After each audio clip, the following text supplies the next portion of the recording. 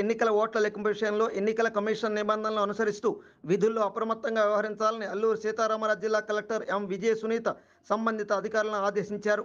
రంప ITDA PO Suraj గనూరే, స్థానిక returning అధికారి Prashanth Kumar, additional SP జగదీష్తో కలిసి జిల్లా కలెక్టర్, తహసీల్దార్లు, డిప్యూటీ తహసీల్దార్లతో ఎన్నికల కౌంటింగ్ నిర్వహణపై సమీక్షా సమావేశం నిర్వహించారు.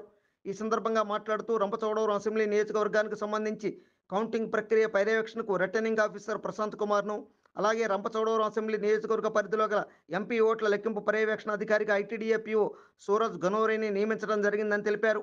ఇలా ఉంటే ఏజెంట్లకు ఇచ్చిన ఫారం పూర్తి చేసి ఇస్తే కౌంటింగ్కి సంబంధించి ఐడి కార్డ్స్ అందిస్తామన్నారు.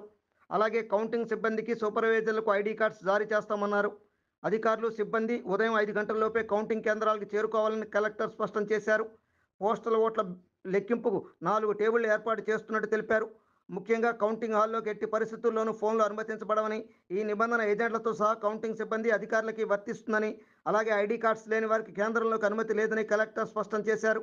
పరిశీలకులు, మైక్రో అబ్జర్వర్లు పర్యవేక్షణలో కౌంటింగ్ జరుగుతుందని, పూర్తి స్థాయిలో పరిశీలించిన తర్వాతే రౌండ్కి ఫలితం ప్రకటించాలని, డేటా ఎంట్రీ విషయంలోనూ అప్రమత్తంగా వ్యవహరించాలన్నారు.